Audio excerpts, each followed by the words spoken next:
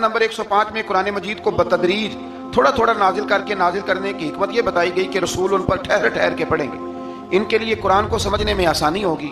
مشرکین مکہ اعتراض کرتے تھے کہ کبھی آپ اللہ کہتے ہیں کبھی رحمان کہتے ہیں، ہم تو رحمان کو نہیں جانتے۔ تو اللہ نے فرمایا رسول کہہ دیجئے کہ معبود برحق کو تم اللہ کہہ کے پکارو یا رحمان کہہ کے پکارو، تم اسے جس نام سے بھی پکارو گے سب اسی کے نام ہے، اور اسے پکارنے میں میانہ روی سے کام لو۔ آخری آیت میں فرمایا کہ اللہ کی نہ کوئی اولاد ہے، نہ کوئی اس کی سلطنت میں اس کا شریک ہے، نہ اسے کسی مددگار کی ضرورت ہے، اور آپ اس کی کبریائی کو بیان کرتے رہیں۔ آگے شروع ہو جاتی ہے سورہ کہف۔ اصحاب کہف کا نام تو سنا نا ماشاءاللہ آپ حضرات۔ پہلے اس کی فضیلت میں ایک حدیث نہ بیان کروں؟ نبی کریم صلی اللہ علیہ وسلم نے فرمایا، یہ مسلم شریف کی حدیث ہے، دجال آئے گا قیامت کے قریب اور بڑے لوگوں کو گمراہ کرے گا، تو حضور نے فرمایا جو سورہ کہف کی 10 آیات زبانی یاد کر لے نا، وہ دجال کے فتنے سے بچ جائے گا۔ اللہ توفیق عطا فرمائے۔ اس سورہ مبارکہ کی آیت نمبر 9 سے اصحاب کہف کا ذکر شروع ہوتا ہے۔ اصحاب کہف، جب حضرت عیسیٰ علیہ السلام کو اللہ کریم نے چوتھے آسمان پہ بلا لیا نا، تو دقیانوس نام کا ایک بادشاہ ہوا بنی اسرائیل کے اندر، بڑا ظالم تھا، اس نے گمراہی پھیلا دی، اور جو لوگ معاذ اللہ کفر اور شرک نہیں کرتے تھے انہیں قتل کروا دیتا۔ تو 7-8 نوجوان اپنا ایمان بچا کے بھاگے۔ او ہو اللہ، ساری دنیا مال بچا کے بھاگتی، وہ 7-8 نوجوان اپنا ایمان بچا کے بھاگے کہ یہ ہمیں کہیں کفر کی طرف نہ لوٹا دے۔ تو جا کے ایک غار کے اندر چلے گئے، تو ایک کتا بھی ان کے ساتھ ہو گیا۔ انہیں کتے کو بڑے روڑے مارے کہ یہ اگر بھونکے گا، آواز نکالے گا تو ہم پکڑے جائیں گے، ہم نے تو چھپنا ہے۔ پر اس کو نہ ولیوں سے پیار ہو گیا تھا، اس نے کہا بھگاؤ جتنا مرضی مجھے، فطرت میری ہے کہ میں بھونکتا ہوں، پر جب اللہ کے ولی ہوں تو پھر میں ادب کرتا ہوں۔ یہ قرآنی واقعہ ہے۔ اچھا، یہ عین وہ واقعہ ہے قرآن مجید کا کہ جو بہت ساری چیزوں پر ویسے نص ہے اور بہت ساری زبانیں ویسے گنگ ہو جاتی۔ تو وہ 6-7 لوگ تھے، وہ چلے گئے غار کے اندر، جا کے انہوں نے پناہ لے لی۔ بادشاہ کو پتہ چل گیا کہ غار کے اندر ہے۔ اچھا، اللہ کی قدرت جیسے ہی داخل ہوئے انہیں نیند آ گئی، یہ سو گئے۔ اور قرآن مجید کہتا ہے، قرآن مجید کے یہ لفظ ہیں کہ کتا غار کے منہ پر بازو پھیلا کے بیٹھ گیا، گویا اپنے مالکوں کی خدمت کرتا ہے۔ اب میاں صاحب کی ایک بات کر لیں درمیان میں۔ میاں صاحب فرماتے ہیں جنہ تنا وچ عشق نہ رچیا، کتے ہونا تھی چنگے، اور چلو مالک دیکھ کر راکھی کر دے، صابر بھوکے ننگے۔ یہ دیکھو نا کہ اتنا تو ان کے اندر بھی کمال ہے، اپنے نا دونوں بازو پھیلا کے کتا بھی غار پہ بیٹھ گیا۔ ان کو نیند آ گئی، بادشاہ نے پتہ کرایا کہاں بھاگ کے گئے، تو کہا وہ غار کے اندر ہیں۔ بادشاہ کہنے لگا کہ ان کی سزا یہ ہے کہ ایک دیوار چن دو غار کے منہ میں، غار کو بند کر دو۔ جس بندے کی ڈیوٹی لگائی نا غار چننے کی، بندہ بڑا نیک تھا، اس کو دیوار بنانے کا ذمہ دیا، اس نے نا دیوار بھی بنائی اور ایک تختی پہ نا سب کے نام لکھے، اور وہ تختی ایک صندوق میں رکھ کے وہاں بند کر دی، اور اسی طرح کی ایک تختی اس کے نیچے لکھا کہ ایک تختی ان کے ناموں کی نا میں مال خزانہ میں بھی بند کر رہا ہوں۔ اللہ تبارک و تعالیٰ کی قدرت کے بعد مفسرین نے لکھا ہے وہ 100 سال تک سوئے رہے، اور بعض نے لکھا ہے کہ 300 سال تک سوئے رہے۔ 300 سال کے بعد اس طرح ہوا کہ حکومتیں بدل گئیں۔ بیدروس نام کا ایک بادشاہ آ گیا، وہ بڑا نیک دل تھا، اس نے ہر طرف حضرت عیسیٰ علیہ السلام کی شریعت کا پھر سے نعرہ بلند کیا۔ اب نا کچھ لوگ ایسے تھے جو منکر ہو گئے تھے کہ مرنے کے بعد دوبارہ کیسے اٹھیں گے۔ بادشاہ ایک دن حجرے میں گیا، جا کے دعا مانگی، یا اللہ کوئی ایسی بات دکھا جس سے لوگوں کا ایمان پکا ہو جائے۔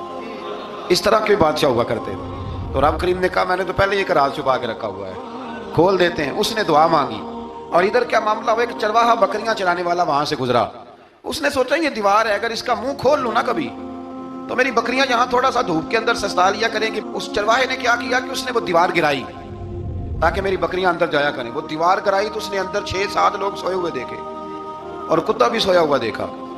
اللہ تبارک و تعالیٰ اپنی قدرت سے، اپنے فضل سے ان کی کروٹیں بھی بدلتا رہا، اپنی قدرت سے۔ ایک طرف انسان پڑا رہے نا تو اعضاء گل جاتے ہیں، ان کی کروٹیں بھی بدلی جاتی، مناسب روشنی بھی دی جاتی اور حرارت بھی۔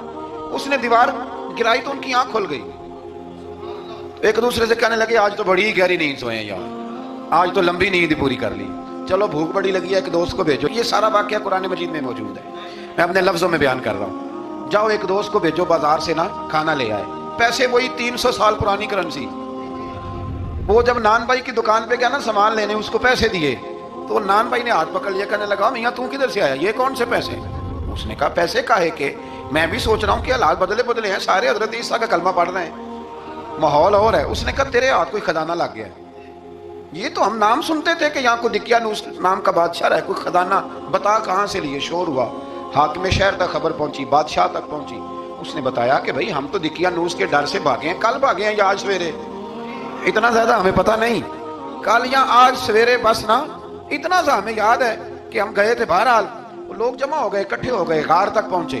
اب جو غار کے اندر تھے وہ پتہ کہتے کہتے لگتا ہے ہمارا دوست پکڑا گیا ہے، پکڑا گیا تو بندے جمع ہو، وہ اندر ڈر رہے تھے، تسبیح کر رہے تھے، اللہ کو یاد کر رہے تھے۔ ادھر یہ پہنچ گیا جب ان لوگوں نے یہ جیتا جاگتا رب کے فضل کا نمونہ دیکھا، اور بادشاہ نے کہا کہ یہ کیا ہے؟ صندوق کھولا تو اس کے اندر وہ تختی لکھی تھی کہ یہ ان کے نام ہے، یہ دقیانوس سے ڈر کے بھاگے ہوئے ہیں، یہاں یہ سو رہے ہیں، اور اسی کی ایک تختی میں نے فلاں جگہ بھی دفن کیا، وہ تختی بھی وہاں سے نکل آئی۔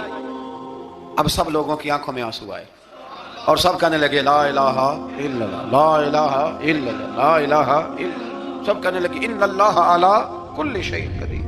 جب ان کی بات پوری ہو گئی، لوگوں کے ایمان پختہ ہو گئے، تو اصحاب کہف کہنے لگے کہ ہمیں اب اجازت ہے، ہم پھر دوبارہ غار میں جاتے ہیں۔ وہ غار میں گئے تو رب نے پھر انہیں موت عطا فرمائی، نیند عطا فرمائی، تحفہ دیا۔ بادشاہ نے پھر اس کے آگے دیوار بنائی اور وہاں بادشاہ نے ایک مسجد تعمیر کرا دی، لوگ زیارت کرنے جاتے۔ یہ اصحاب کہف کا ذکر ہے۔ اب یہاں ہمارے مفسرین نے لکھا ہے کہ وہ جو کتا تھا نا، وہ بھی ساتھ ہی تھا۔ اللہ قیامت والے دن اسے انسانی، یا تو انسانی شکل ملے گی، یا جیسے رب کا فضل ہوگا رب کریم اسے بھی جنت عطا فرمائے گا۔ اس نے تبلیغ کی، دین کی، اس نے کیا کیا؟ تبلیغ کی، نمازیں پڑھی، روزے رکھے، حج کیا، 10 ہوتے صحیح اس کیتا کی۔ اسی آنکھیں نا خدا کے فضل سے ہم پر ہے سایہ غوث اعظم کا، ہمیں دونوں جہاں میں ہے سہارا غوث اعظم کا۔ لوگ پریشان ہو جاتے ہیں، کہتے ہیں کس طرح کی بات کرتے ہو؟ تو میں نے کہا اصل میں تیرا عقیدہ کچا ہے، وہاں تو کتا چلا جائے ولی کے پاس تو رب اسے جنت دے دیتا ہے، تو جھیکتا جاتا مومن جائے تو اللہ کیوں فضل نہیں فرماتا؟ اس سے آگے نا پھر آیت نمبر 32 ہے، اس میں اللہ تبارک و تعالیٰ نے 2 لوگوں کا واقعہ بیان کیا ہے۔ فرمایا ایک شخص کے انگوروں کے باغات تھے اور چاروں طرف سے انہیں کھجوروں کے درختوں نے گھیر رکھا تھا، اور درمیان میں کھیتی بھی تھی، اور بیچ میں دریا بھی بہہ رہا تھا، اور ان باغات نے بہت عمدہ فصل دی۔ ایک دن یہ شخص اپنے ساتھی سے کہنے لگا میرا مال اور افرادی قوت تم سے زیادہ ہے، مجھے یقین ہے کہ یہ باغ کبھی برباد نہیں ہوگا۔ اول تو مجھے قیامت کا یقین ہی نہیں معاذ اللہ، لیکن اگر قیامت آئی تو مجھے وہاں سے بھی بہتر مال ملے گا۔ اس کے دوسرے ساتھی نے کہا تو اپنی اصل کو بھول گیا ہے اور تو نے اپنے خالق کی ناشکری کی جو کہ وحدہ لا شریک ہے۔ اگر تم نے باغ میں داخل ہوتے وقت ماشاءاللہ لا قوت الا باللہ کہہ دیا ہوتا تو یہ تمہارے حق میں بہتر ہوتا۔ اگرچہ مال اور اولاد میں تم سے کم ہوں، لیکن میرا ایمان یہ ہے کہ اللہ تعالیٰ مجھے اس سے بہتر نعمت عطا کرے گا، اور آسمان سے کوئی آفت آئی اور تمہارا باغ تباہ و برباد ہو جائے گا، یا اگر اس کا پانی زمین میں دھس گیا تو پھر تم اسے تلاش نہ کر پاؤ گے۔ بالآخر اس شخص کا باغ برباد ہو گیا۔ وہ جو کہتا تھا نا مجھے یقین نہیں قیامت نہیں آئے گی، اس کا باغ ہی، اور وہ کفِ افسوس ملتے ہوئے کہنے لگا کاش میں نے شرک نہ کیا ہوتا، لیکن پھر اس کا کوئی نہ مددگار تھا اور نہ حمایتی۔ آیت نمبر 45 میں اللہ تعالیٰ نے دنیا کی زندگی کی ناپائیداری کو ایک مثال سے بیان فرمایا کہ آسمان سے بارش نازل ہوئی، گھنا سبزہ نکلا، پھر وہ سوکھ کر چورا چورا ہو گیا، جسے ہوا اڑا کے لے گئی۔ مال اور بیٹے تو محض جیتی دنیا کا سنگار ہے، جب تک تم زندہ ہو تب تک مال بھی ہیں اور بیٹے بھی ہیں۔ والباقیات الصالحات، اگر کچھ ہے باقی رہے گی تو تمہارے اچھے اعمال باقی رہیں گے، اور اگر اولاد نیک ہوئی تو وہ بھی باقیات الصالحات میں شامل ہو جائے گی۔ آیت نمبر 47 سے فرمایا کہ قیامت کے دن تمام روئے زمین پر ایک کھلے میدان کی صورت میں ہوگا، سب لوگ صف باندھے رب کے حضور اکیلے حاضر ہوں گے اور اپنے اعمال ناموں کو دیکھ کر خوف زدہ ہوں گے، کہیں گے ہائے افسوس اس اعمال نامے کو کیا ہوا، اس نے نہ کوئی صغیرہ گناہ چھوڑا نہ کبیرہ، مگر سب کو شمار کیا۔ آیت نمبر 50 میں حضرت آدم علیہ السلام کو فرشتوں کے سجدہ، ابلیس کی نافرمانی اور شیطان اور اس کی ذریت کے انسان کے دشمن ہونے کا بیان ہے۔ آگے پھر ذکر شروع ہو جاتا ہے حضرت موسیٰ علیہ السلام اور حضرت خضر علیہ السلام کا۔ یہ لفظ خضر بھی ہے اور خضر بھی ہے، یہ 2-3 طریقوں سے پڑھا جاتا ہے۔ حضرت خضر کے بارے میں مختلف روایات ہیں کہ یہ ولی ہیں کہ نبی ہیں، لیکن مضبوط رائے اکثر بزرگوں کی یہی ہے کہ یہ بھی اللہ کے نبی ہیں، اور بعض نے لکھا ہے یہ ہمیشہ سے زندہ ہیں۔ یہ 2 اللہ کے نبی حضرت الیاس علیہ السلام اور حضرت خضر علیہ السلام، یہ دونوں ہر سال حج میں بھی جاتے ہیں، ہر سال حج میں بھی جاتے ہیں، کیونکہ ایک روایت ملتی ہے کہ محبوب کریم علیہ السلام حج پہ گئے تو فرمایا میں الیاس اور خضر کو پہاڑوں سے اترتے ہوئے دیکھ رہا ہوں۔ تو جن کو اللہ نے کھلی آنکھیں دی ہوتی ہیں پھر انہیں زیارت بھی ہوتی ہے، انہیں یہ نظر بھی آتے ہیں۔ حضرت خضر علیہ السلام کو اللہ نے علم لدنی عطا فرمایا، یہ علم لدنی اللہ جس کو اپنے پاس سے عطا کر دے اس کو علم لدنی کہتے ہیں۔ حضرت موسیٰ علیہ السلام ایک دن تقریر کرتے ہوئے کسی نے پوچھا کہ آپ سب سے بڑے عالم ہیں، فرمایا الحمدللہ۔ تو اللہ کریم نے فرمایا نہیں ہے موسیٰ کلیم آپ سے بڑے بڑے بھی ہیں، بڑے بڑے لوگ ہیں۔ ہمارے ہاں مسئلہ ہے پا نہ پڑی اور لوگ مناظرہ کرنے آتے ہیں، کئی دفعہ لوگ نا مسئلہ بتاتے ہیں تو میں کہتا ہوں جناب آپ نے بتا دیا کہ اب آپ نے حکم کرنا ہے، اب آپ نے حکم کرنا ہے۔ کبھی کبھی کچھ لوگ ایسی باتیں کرتے ہیں وہ جی آپ ایک بندے کا نام لیتے ہیں ذکر کرتے ہیں، تو میں نے کہا چلو ہم نے بھی کہیں کچھ پڑھا ہی ہوگا نا تبھی تو ذکر کرتے ہیں، لیکن جو آتے ہیں نا لوگ وہ مشورہ تمہارے دور میں ہے ہی نہیں، جس نے جو لائن پڑھ لیا ہے وہ اس پہ پکا ہو گیا، سارا نہیں نہ پڑھا، سارا پڑھے پھر بات سمجھ میں آتی ہے۔ حضرت موسیٰ کلیم اللہ کے نبی ہیں اور کیا بات ہے ان کی، اور یہ بھی اللہ کا فضل ہوا حضرت موسیٰ نے یہ بات کی تبھی تو ہمیں اتنی شاندار حکمتوں کے پھول ملے، یہ بھی حضرت موسیٰ کا ہی کمال ہے۔ تو حضرت موسیٰ نے کہا کہ اے اللہ وہ جو مجھ سے بڑا ہے عالم ہے وہ کہاں ملے گا جس سے میں حکمت کی بات سیکھوں؟ تو فرمایا جہاں مجمع البحرین ہے نا دو دریا ملتے ہیں وہاں وہ ملے گا۔ حضرت موسیٰ کلیم سے اللہ نے فرمایا کہ جاؤ جہاں دو دریا ملیں گے نا وہاں تمہیں وہ شخص ملے گا۔ تو یا اللہ میں کس طرح؟ فرمایا زادرہ ساتھ لے جاؤ کھانے پینے کا سامان۔ حضرت موسیٰ کلیم لے گئے، مچھلی بھی لے گئے، فرمایا یہ مچھلی جہاں تمہارے برتن سے نکل کے دریا میں داخل ہو وہاں دریا میں شگاف پڑ جائے گا، وہاں وہ تمہیں شخص ملے گا۔ حضرت موسیٰ نے اپنے خادم حضرت یوشع بن نون علیہ السلام کو بھی ساتھ لیا، یہ بعد میں حضرت موسیٰ علیہ السلام کے جانشین ہوئے۔ یہ دونوں سفر پہ نکل گئے، ایک جگہ پہ پہنچے جہاں پہاڑ تھا ساتھ دریا بھی تھا، اس کے نیچے آرام کرنے لگے۔ حضرت موسیٰ کلیم سو گئے تو یوشع بن نون علیہ السلام موجود تھے، مچھلی جھٹ سے نکلی دریا میں داخل ہو گئی، وہاں راستہ بھی بن گیا۔ اب اٹھے حضرت موسیٰ کلیم جب اٹھے تو فرمایا چلو چلے، تھوڑا آگے جا کے فرمایا بھوک لگ رہی ہے کھانا تو نکالو۔ انہیں یاد آیا، کہنے لگے حضور مچھلی تو دریا میں چلی گئی تھی۔ فرمایا تو نے بتایا ہی نہیں، وہی تو ہماری منزل تھی جہاں مچھلی دریا میں گئی۔ پھر وہاں سے واپس آئے قدموں کے نشانوں پہ، وہاں پہنچے جہاں مچھلی گئی تھی تو وہاں ایک شخص لیٹا ہوا تھا چادر لے کے، آپ نے سلام لی تو انہوں نے کہا وعلیکم السلام یا موسیٰ کلیم اللہ۔ تو آپ نے فرمایا آپ کون ہیں؟ فرمایا میں وہی ہوں جس کو آپ تلاش کر رہے ہیں۔ تو فرمایا آپ نے مجھے کیسے پہچانا؟ فرمایا جس رب نے تمہیں بھیجا ہے نا اس نے ہی مجھے بتایا ہے کہ موسیٰ آ رہے ہیں، موسیٰ آ رہے ہیں۔ اب حضرت خضر نے جو کچھ فرمایا وہ بڑا شاندار ہے، فرمایا موسیٰ کچھ باتیں ایسی ہیں جن کا آپ کو علم ہے اور مجھے نہیں، اور کچھ ایسی ہیں جن کا مجھے علم ہے اور آپ۔ اللہ اکبر، یہ کبھی ہماری سمجھ میں بات آ جائے، یہ کبھی سمجھ میں آ جائے، کچھ باتیں ایسی ہیں جس کا مجھے علم ہے، اور یہ بڑے بڑے سیانے بندے نہیں مانتے، بڑے بڑے میں عالم ہوں جی، تو آپ عالم ہیں میاں ایک شعبے کے، لیکن بہت سارے دنیا میں شعبے ہیں نا، دین کے عالم کا درجہ سب سے بڑا ہے، لیکن قانونی مشاورت کرنی ہے تو آپ وکیل سے کریں گے، گاڑی کے بارے میں پوچھنا ہے تو کسی مکینک سے پوچھیں، لیکن آپ بن کے نہ بیٹھ جائیں۔ فرمایا جس کا آپ کو علم ہے مجھے نہیں، اور جس کا مجھے علم ہے ان میں سے آپ کو نہیں۔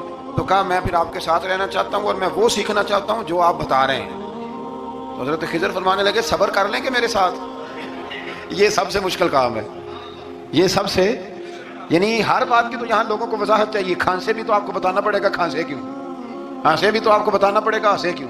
بھئی بزرگ ہیں، بزرگوں کی باتوں میں حکمتیں ہوتی ہیں، لیکن ہم حکمت کی طرف جانے کو تیار نہیں ہوتے، ہمیں تو فوری طور پہ جواب چاہیے، حل چاہیے۔